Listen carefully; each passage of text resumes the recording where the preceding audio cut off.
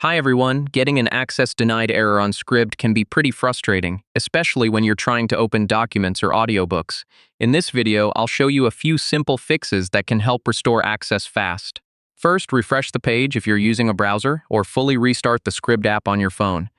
Temporary loading issues can sometimes trigger access errors by mistake. Next, make sure your internet connection is stable. Yeah, weak or interrupted connections can prevent Scribd from verifying your account properly. Now sign out of your Scribd account and then sign back in.